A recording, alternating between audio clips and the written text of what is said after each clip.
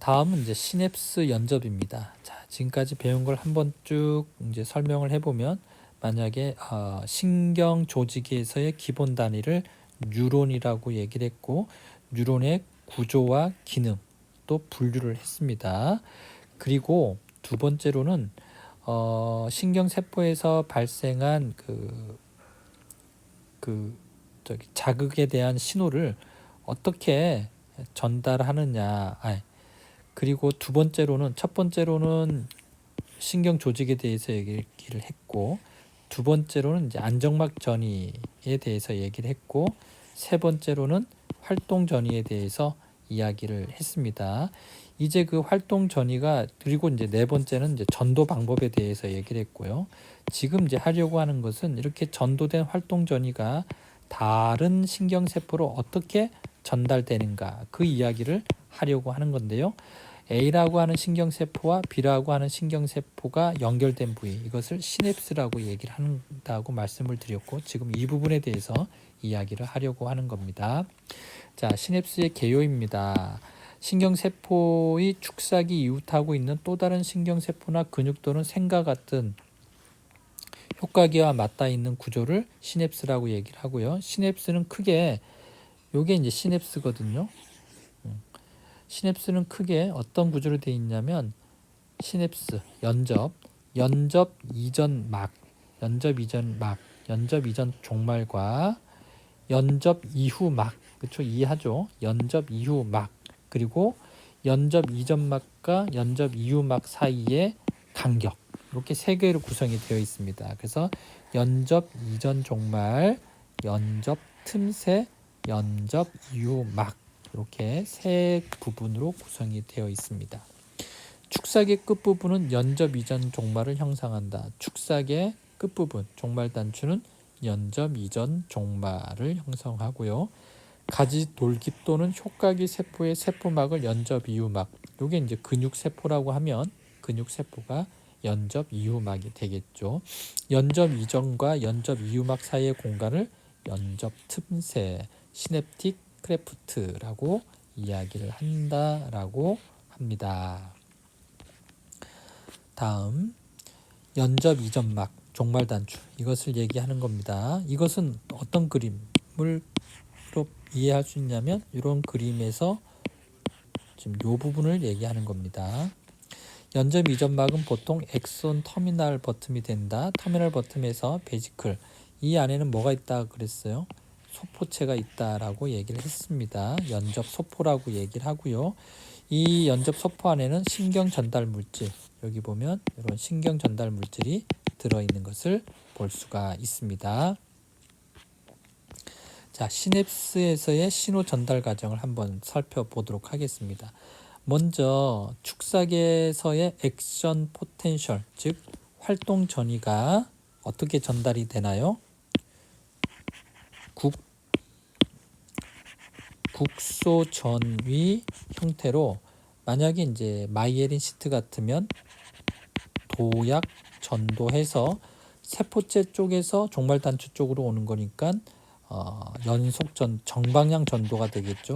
정방향 전도로 어떻게 처음에 발생했던 20mV가 플러스 20mV가 이 끝에서도 플러스 20이 되는 거. 그래서 불감세 전도의 형태로 활동 전이가 이렇게 들어오게 됩니다. 두 번째로는 이 활동 전이가 들어오면 이 종말 단추에 있는 요 칼슘이죠. 칼슘 채널이 열리게 됩니다. 이 칼슘 채널은 전압 의존성 이온 통로가 되겠죠. 즉 개폐 통로가 됩니다. 그럼 얘가 뚜껑이 이렇게 열립니다. 그러면 밖에 있던 칼슘 이온이 들어오게 되는데요. 이 칼슘 이온은 어디 있냐면 형질 세망에 있습니다. 세망, 즉 우리가 세포에서 배웠을 때 오가넬, 작은 소기관이 있었다라고 얘기를 했고, 그 소기관의 첫 번째를 형질 세망이라고 얘기를 했죠. 그 형질 세망에 칼슘 이온이 많이 들어있다고 했습니다. 그 칼슘 이온이 이쪽으로 들어오게 됩니다. 그럼 이 칼슘 이온이 하는 역할은 여기 있는 그 소포체를 그 종말 단추의 막으로 이동시키는 역할을 합니다. 두 번째는 채널이 열리고 세 번째는 이 종말 연접소포가 종말 단추의 막으로 이렇게 이동하게 되겠고요. 그 다음에 네 번째는 이 안에 신경 전달 물질이 밖으로, 즉 연접 간격으로 분비가 됩니다. 이때 분비가 되는 것은 뭐예요? 세포 외 유출, 대량 수송에 있어서 세포 외 유출이 되는 겁니다. 이때 대표적인 흥분성 물질, 즉 뉴로트랜스미터, 신경 전달 물질이 아세틸 콜린입니다. 콜린. 자, 그래서 아세틸콜린이 이쪽으로 분비가 되면 이것은 이제 근육 세포가 되겠죠. 근육 세포에도 마찬가지로, 신경 세포와 마찬가지로 나트륨 채널이 있습니다. 이것은 나트륨 채널이 맞죠. 나트륨 채널이 있고요. 이 나트륨 채널은 화학적 채널이 되는 겁니다. 우리가 이제 개폐 통로에 대해서 얘기할 때, 그러니까 즉 뭡니까? 단백질 통로에 대해서 얘기를 했잖아요. 단백질 통로는 크게 잠깐만요. 누출 통로하고 개폐 통로, 즉 관문 통로가 있다라고 이야기를 했습니다.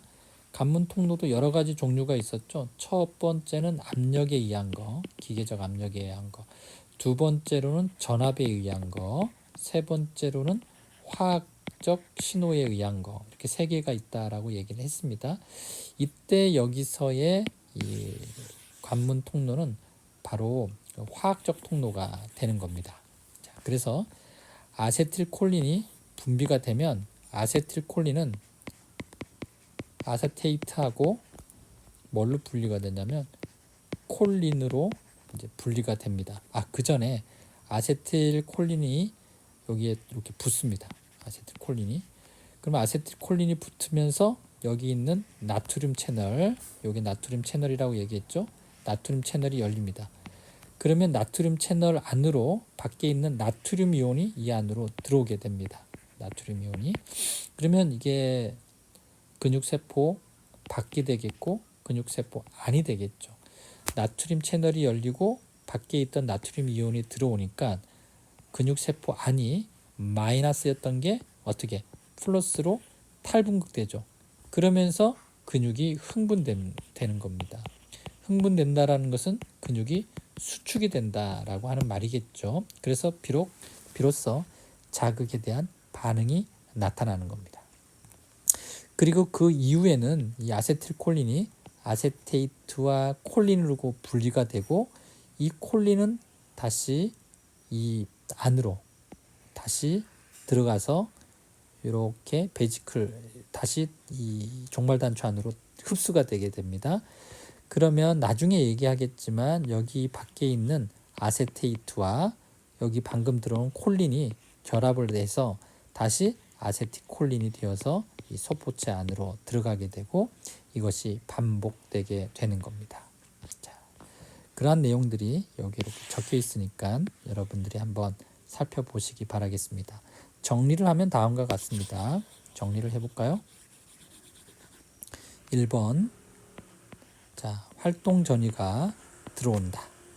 2번, 칼슘 채널이 열린다.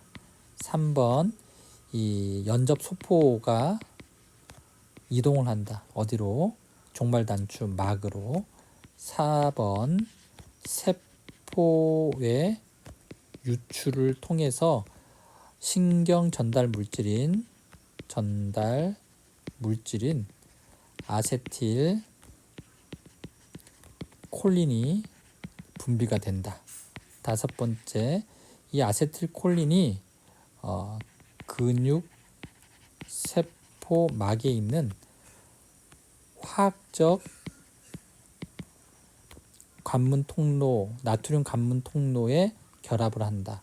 6번째, 근육 세포에 있는 나트륨 채널이 열린다. 7번째, 나트륨 이온이 근육 세포 안으로 나트륨 채널이 이동을 한다. 그러면 근육 세포는 어떻게 돼요? 탈분극이 되고 역전이가 되고, 즉 활동전이가 일어난다. 활동전이가 일어난다. 활동전이가 일어났다는 것은 세포 안이 마이너스에서 플러스로 바뀌었다라고 하는 거다. 9번, 여기 있던 아세틸콜린은 아세테이트와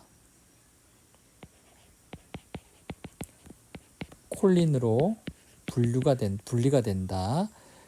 10번, 그러면 콜린은 다시 재흡수가 된다. 11번, 재흡수된 콜린과 그 안에 있는 아세테이트가 결합을 해서 다시 아세틸콜린이 된다. 12번, 이것이 다시 소포로 들어간다. 이것이 반복된다.